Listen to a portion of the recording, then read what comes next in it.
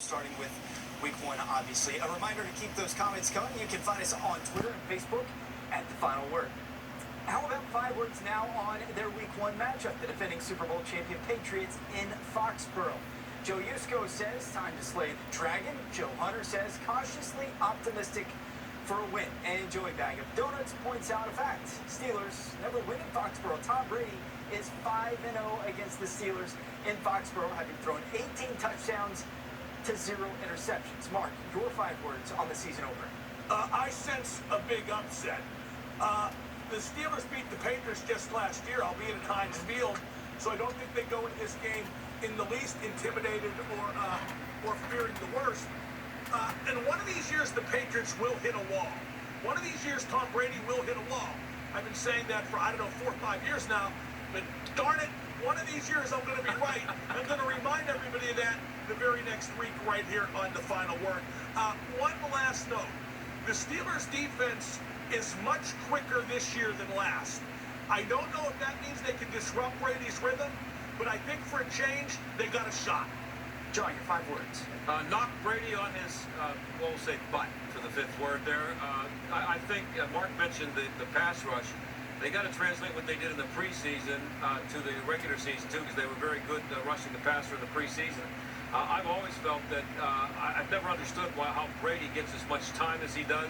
I know his offensive line has a lot to do with it, and I know that getting rid of the ball in 2.5 seconds has a lot to do with it. But I've also noticed that if he takes a hit, he gets up and looks like he's looking for his personal attorney so he can sue somebody. He does not like to get hit, and if you knock him around, you will win. And I think that if it's me, I say that I wouldn't be all that upset if somebody, or maybe a couple of guys, take roughing the passer penalties early in the game. DK, 5 words. They've got the better talent. By that I mean the Steelers. I said that before the meeting in December. The Steelers did go out and win. It was Heinz Field. Yeah. I mean, is there a boogeyman element to all this going into Foxborough? Yeah, for a bunch of those players. Certainly for the fan base, there's going to be a ton of that. At the same time, when you go out onto that field, Mike Tomlin likes to refer to nameless gray faces when you're facing an opponent. It's not about who's going to the Hall of Fame or whatever. Just go and beat the man across from you, as James Harrison used to say. There's no reason for the Steelers not to do that. All right, it's going to be a fantastic game, and there's only one place you can watch it, right here on Channel 11 next Sunday night. Our coverage starts at 6 o'clock live from Foxborough. And saw every team really get better this offseason with all the personnel changes. Cleveland is the betting favorite to win the division, but should they be? Regardless, it'll be fun to watch. But John, who do you think presents the biggest challenge to the Steelers within the division? I'd like to say Cleveland because I'd like to see Cleveland get back to becoming a really gigantic rivalry with the Steelers. So I'd like them to have a good year and really pressure, put the pressure on the Steelers.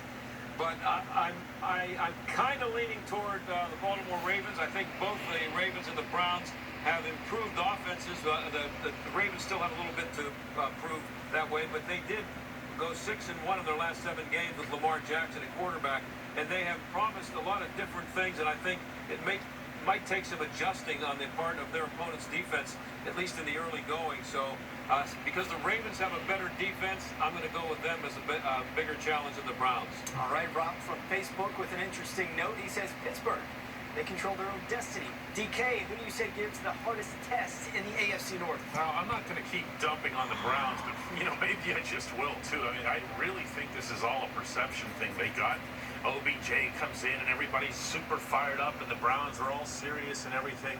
At the same time, Baker Mayfield went 1-5 against teams with winning records last year. You're not winning any division anywhere unless you can find a way to beat good teams. What the Browns did was they rode a hot, aggressive defense down the stretch, and then they got rid of that head coach who led that hot, aggressive defense. They have a lot to prove. Double M, what do you think? I think the toughness and depth of the AFC North is incredibly overrated. Yes. The Cleveland Browns just cut their starting left tackle. Last season, they finished 30th in the league on defense, and they led the NFL in missed tackles. They only went 7-8-1 last year. Yeah, they added some shiny new pieces like Odell Beckham Jr., but I think people want them so badly to be good that they're assuming very wrongly that they'll be better than they actually turn out to be. As far as Baltimore goes, there's been a lot of turnover there. I just don't think Lamar Jackson, there are exceptions, but that quarterback who runs as much as he passes, doesn't succeed often enough, and those quarterbacks always get hurt. So I think it's Pittsburgh's division to win. All right, and now we land at Pitt. Pat Narduzzi. All right, time for the final word. Everyone gets a chance, and Dan, you are up first. A lot of people should lose their jobs after the Pirates are done playing this season.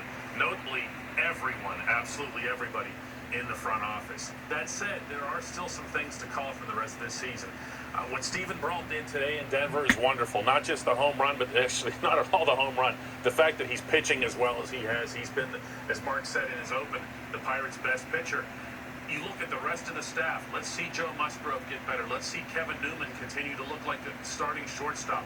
There are little victories to be had along the way, and then a new management team can come in and do something with them. Mark? Some were surprised when the Steelers cut Eli Rogers at the end of the preseason. I was not. I was glad to see it because, A, who did Eli Rogers ever beat? B, you don't need him and Ryan Switzer. They're basically the same guy. And C, Eli Rogers was known for trailing AB around and being his clone, and he had a bit of an ego too, and he showed up for camp in a semi. They only got to make that grand entrance. I mean, a scrub like that makes a grand entrance, so they're well rid of him. Eli, see you later, and don't forget, there's always barber comments. He left in an Uber, Mark. John? I just want to point out, make sure everybody understands that money still talks in baseball. All you got to do is look at the divisions and see who's leading. In the National League Central, the Cardinals have the second highest payroll. They are second. They're probably going to finish first, but the Cubs could still take them. They have the highest. In the National League West, you have the Dodgers with the highest payroll. They're first. American League Central, the Twins have the highest payroll. They're first. In the American League West, the Astros have the highest payroll. They're first. In the East, the Yankees and the Red Sox are about tied for first, within $10 million of each other, and the Yankees are first. Whoever has the highest payroll in division usually wins. That's the way it works in baseball, because Major League Baseball is a joke. I am excited about the 2019 Pittsburgh Steelers season. It's shaping up to be one of the more intriguing years we've seen in quite some time because we don't know how it's going to look. Like DK said earlier in the show, it's been obvious the last 6 years how things were going to run with Antonio Brown and Lev Bell out there. But now, there are tons of questions, and I think it's exactly what this organization needs, to be uncomfortable. We're 7 days away from Game 1, and you can only watch the game right here on Channel 11.